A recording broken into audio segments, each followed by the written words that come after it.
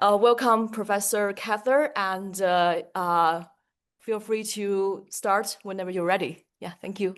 Thank you so much. Thank you so much for the kind invitation and the kind words. It's really an honor to present here in this excellent session, along with so many friends and colleagues here. So congratulations to putting this session together. It's really that's really an honor to kick it off. Can you see my slides? I'm sharing my slides now. Oh, yes, yes, Yeah, yes. you can see them. Perfect, perfect. So I'm going to get started. So in the next 25 minutes maximum, I will speak about the evolution of medical AI that has led to large language models and AI agents. As was said, I have like a dual background in medicine and computer science, and this is also basically what we are the intersection that we're trying to work on in my team. Um, Also, here's my contact details. Feel free to reach out to me if there's any comments or questions. So, and here's my disclosures. Um, Let me start this session by outlining basically my view on the evolution of artificial intelligence methods in biomedical research. When we started working in this field in the 2000s, all we had was what we now call classical machine learning methods, which are very powerful methods. If you have, for example, tabular data, or if you have image data and you know exactly what your features of interest are, then you can train classifiers on them and can classify, for example, cells in microscopy images or patients using tabular data, etc. Then in the 2010s, we started to work with deep learning. Of course, our field was a bit behind many other fields, but then deep learning really took off in the realm of image classification. This was very transformative because it allowed us to take images without predefining the exact features that we are interested in. So it allowed us to take, for example, 100 images obtained from patients with cancer and 100 images obtained from patients without cancer, and then train a deep learning system, a deep neural network to classify these patients and to figure out the features basically by itself on the go. So this was extremely powerful and even led to the approval of several methods as medical devices, so they can be used in actual clinical routine for our patients. However, this was kind of limited. There were always problems with generalizability, and also it took a lot of effort to train these models. So the field was really shaken up by the development of foundation models. So using self-supervised learning just on large amounts of healthcare data, for example, on pathology slides or radiology images or electronic health records. And of course, my friend Faisal, who is going to speak here also in this session, was the main driver behind this, and his lab published a lot of the seminal papers here. And this is basically now the standard in any medical image processing pipeline, that you basically start with the foundation model, you obtain features, and then you can train more shallow classifiers or more shallow models. On downstream of that. Of course, in parallel, we had evolution in natural language processing, where the same principle, self-supervised learning, was used to generate large language models. So models that have been trained on a lot of text, and then ultimately what you get is a generalist model that can not just solve one specific task, but you can basically zero shot address basically any task. This started with the large language models, has now been taken to vision language models in the general domain, but also in the medical domain. And now this has been the basis most recently for AI agents, whereby you take large language models and you couple them to extra pieces of software, so that the models can interact with other types of software to also solve to not just talk to you, but actually solve complex tasks. So that's basically my overview. And because in the last few years, we have spoken a lot about the left-hand side part of this spectrum, the image analysis methods. I'm not going to speak about this today. Rather, I will start with the large language models and the AI agents, and what I think they mean for biomedical research, specifically applied to cancer. So.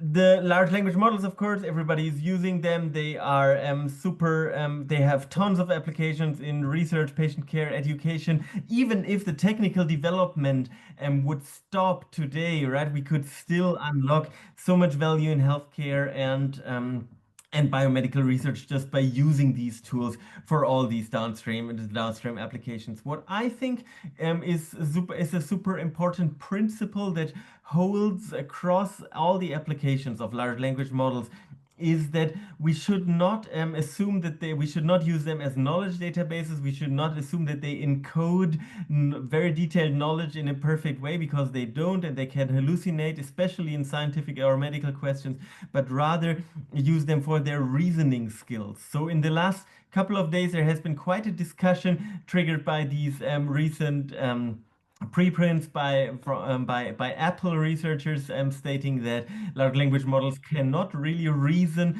but I think that for our purposes they can reason well enough in that they can help us digest complex pieces of information, which has a lot of applications in healthcare and biomedical research. One of the applications is medical reasoning, and that's maybe the most classical way to use large language models.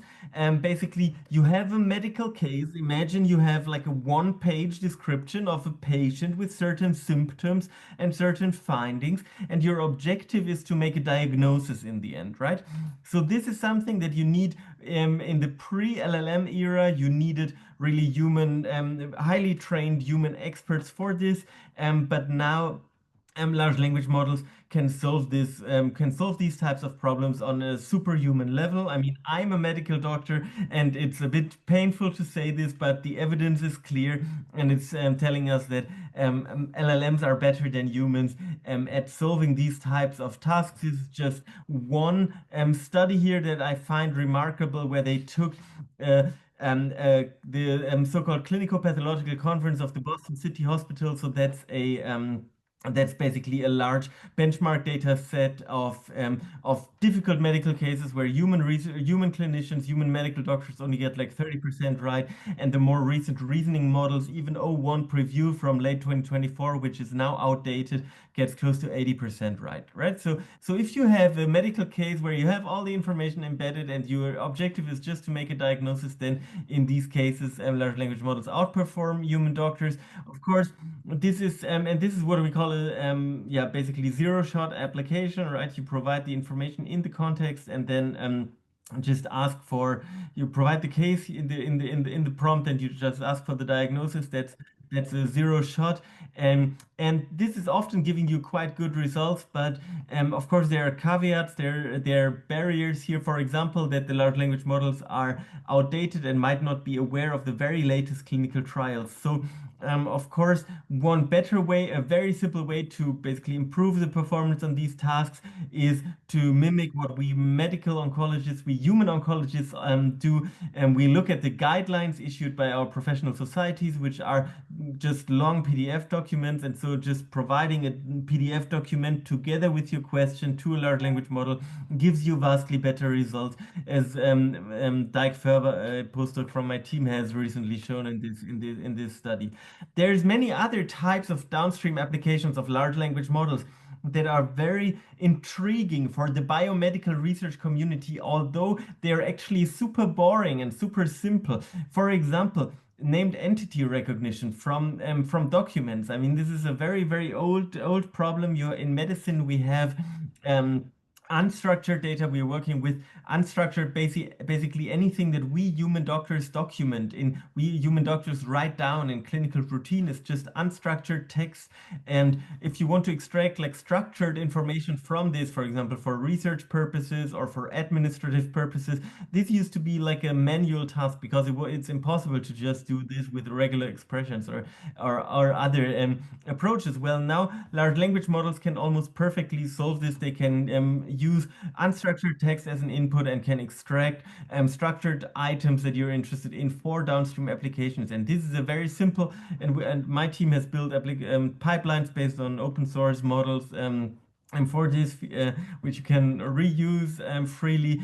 So a very simple application, but of high value potentially for the applied field for the biomedical research community. So large language model, there's much more evidence now coming out, of course, that large language models are really very, very, very good at relevant tasks in healthcare. There have been these back-to-back Google papers in Nature by Vivek's team recently in April, where they really very elegantly pointed out the conversational skills, diagnostic skills of large language models. Um, there, um, there are even prospective randomized trials, which our medical community is very enthusiastic about, because this is basically the ultimate piece of evidence that you can use to demonstrate that the technology works well. And there has been, for example, this recently published randomized prospective trial published in NEG MAI, where they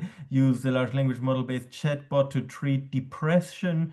And they were able to show that this basically meet endpoint, so that you can have a measurable effect on patients with depression if you treat them just with a large language model-based chatbot. And there's many, many others and pieces of evidence coming out. So this technology by itself will have profound impact, of course, on healthcare, on medicine. Um, and biomedical research. What we need is basically ways to think about these new concepts that tell us how we should validate these technologies, how we should implement them in our domain. So our professional society, ESMO, that's our European Society of Medical Oncology, and that basically represents the European and also global medical oncology field. Is currently releasing, in the process of releasing guidelines for this, basically outlining three types of applying large language models in oncology. One is patient-facing applications, the other is medical doctor-facing application, and the third is background systems that can, for example, structure data or process data in the background without directly interacting with the users. This is going to come out soon. Please stay tuned for the final paper of this. But of course, large language models are just the start, and we're just the start of a lot of different things nowadays. It's almost standard, almost trivial to state that large language models um, have been extended to also handle vision tasks, right? So most of the frontier models have been trained on text and images, and basically can be used to analyze images as well. And I think I'm coming from the medical image analysis community, right? But I think we have to acknowledge that many of the tasks that we thought were very difficult in the last in the 2010s, or even more recently, are now trivially solvable by just generalist out of the box large language model vision language models, which is very, very, very exciting, I think.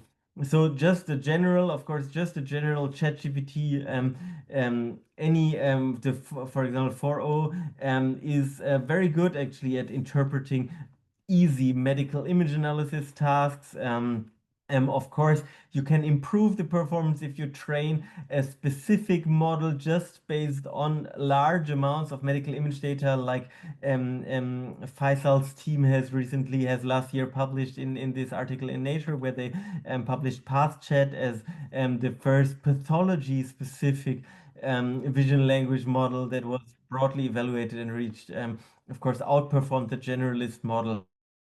One thing that my team has been exploring is also a rather new way of interacting with medical image analysis models, that is in context learning. I think that in context learning is still an underappreciated feature of large language models and vision language models, because if you're interested in a certain task that generalist models are not good at, and cannot solve basically zero shot. You can just provide them a few examples in the prompt. So you're training them without changing the weights. without changing the actual parameters of the model, you're just providing a handful of examples in the prompt, and then the model is way better at classifying images. Our team has shown this basically last year in this paper, where we showed that classical image analysis tasks with benchmark data sets where it's about classification of images, you can get really good performance even with models that are now considered totally obsolete, GPT-4 Vision, for example. If you use in few shot in context learning, that means you provide a few examples to the model in the prompt, and then you basically ask the model to classify the next image. So in-context learning is a new way to interact with medical image analysis models that has been unlocked with current contemporary vision language models, and is now and is, I think, still an underappreciated tool. Of course, new techniques also bring us new dangers, and I'm very happy to show two very recent publications from my team that were led by Jan Klusman, one of the postdocs here, where we investigated prompt injection attacks on vision language models, either deliberate malicious prompt injection attacks or incidental prompt injections on vision language models. And basically the bottom line is that even generalist vision language models are very good at interpreting medical images, but you can very easily throw them off track by just putting like a text in the image. For example, you take an image of tumor and you put a text on the image that says this is not tumor, and then the model will basically obey your injected prompt. And this is something which we tested across most of the contemporary frontier models, and they are very much susceptible to this. So I think it's very important that we as a community are also investigating the unique pitfalls associated with these techniques, and then try to mitigate them together. But let me now get to the most exciting part, I think, and that's AI agents. And so this is really a technology that was, I think, not foreseeable. We did not foresee the success of AI agents 3, 4 years ago. This was really catalyzed by the success of large language models. And is now going to be one of the main techniques going forward. I think in this session we will hear much more about AI agents, so it's my privilege to give you like a very short introduction to AI agents here now. So basically it's very simple. Large language models are really good. You can embed them in chat interfaces, and then you can talk to them and you can ask questions. They give you reasonable answers in many cases. But what they cannot do, like just natively, is to also execute action. So, um, so for example, you can ask a large language model to basically suggest travel options for you, how to get from Germany to Nashville, and it's probably going to give you very reasonable results. But then it cannot place the actual booking on the Lufthansa website, right? So this still needs a human, and this is changing with large language models. So in large language models linked to other pieces of software, then together constituting an agent system. So I like really this definition that was inspired by an Anthropic blog post where it was pointed out that large language models can be extended with knowledge databases, memory, but also access to basically any other software, a calculator, your web browser, command line interface, or specialized software. And together, these constitute agentic systems. So of course, agentic AI is the number one topic across basically any industry. Software engineering is a good example where, of course, AI agents have been discussed extensively and are extensively being used. There's these commercial services such as Lovable that use AI agents to build complex pieces of software iteratively. So the so-called vibe coding, right, where you as a human just provide the high-level objective then it's a complex multi-step piece of software is being built in a multi-step process. Well, I think we have seen enough examples to state that this is not going to replace human software developers probably in the next couple of months entirely, but there's some tasks that can actually be very solved very well with software with such agents. Extrapolating the same thing, that it will just be that you just need a human to give a high level objective, and then large language models interacting with other pieces of software, iterating, are going to change. Basically, a lot of workflows can also be extrapolated to, for example, cancer research, biomedical research, insofar as it only happens like on a computer. If you have a human that analyzes experimental data, writes code to analyze it, iterates on this, runs simulations, all of this can be automated with agentic workflows, as we have pointed out here. In my lab, we are building some of these prototypes. I mean, in the last couple of weeks, a lot of very exciting research has come out. Also, recently, very interesting papers from the Stanford Universe.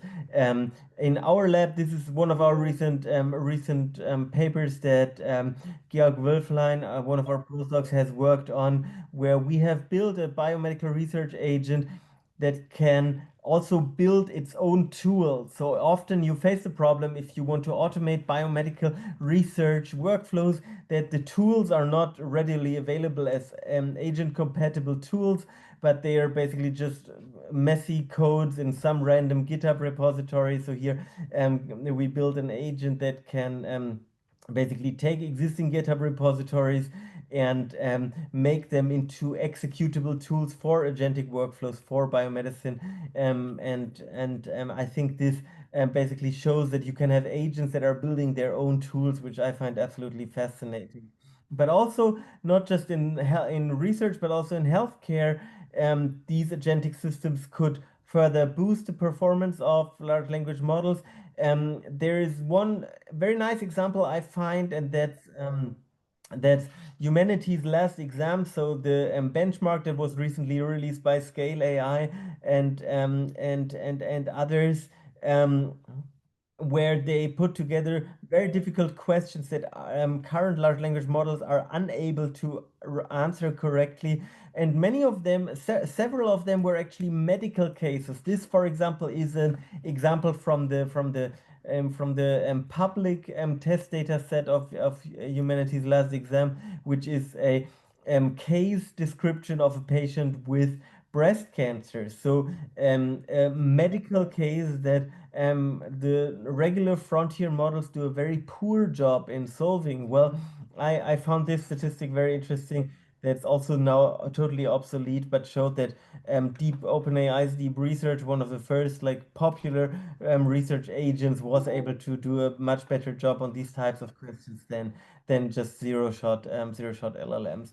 In our team, we have built also a tumor board agent. So tumor boards are something that's very essential in oncology, where you have different experts sitting together, discussing a case, looking at radiology images, pathology data, different types of laboratory findings, and then integrating all this into a recommendation for a certain patient. So here, this paper just came out a couple of days ago in Nature Cancer, where we showed a prototype of a system that's basically an agentic system that can automate all of these things, can integrate different types of data, and then iterate until it gives you a recommendation for complex oncology cases. This was extensively validated and is now, of course, totally outdated, because we still use the GPT-4 model here, but the same framework can be used basically for any more modern model. So I think solving complex diagnostic tasks and giving recommendations in healthcare,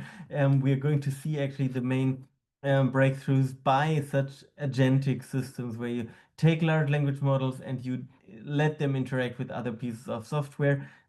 This can also be extended to more complex workflows. This is the work also by Dyke Ferber, which is going to come out as a preprint in the next couple of in the next 1-2 weeks. Please stay tuned for this. So here we build a large language model based agent to do basically the whole entire diagnostic and therapy cascade that human doctors are doing in the hospital, and then we evaluated it extensively, and it performed pretty well. I think that it's clear we have seen that their AI agents are basically the next big thing, are massively extending what we can do with large language model zero shot. They're widely being discussed in healthcare and in industry, and their importance is going to increase. If you're interested in these topics, please feel free to submit an abstract or just attend our first ESMO Artificial Intelligence and Digital Oncology Conference in Berlin, in Germany, in November 2025. The abstract submission deadline is in September 2025, and we're going to discuss exactly these types of questions at this conference. And with that, I would like to thank you for your attention. I would like to thank my team. My team is about half medical doctors, half computer scientists. Several of the folks are dual qualified. Some of our people are also attending this conference here in person. Specifically, I want to shout out to Tim, one of our PhD students who's there. Please get in touch with him if you meet him. So thank you very much for your attention, and I hope you have a good conference. Thank you.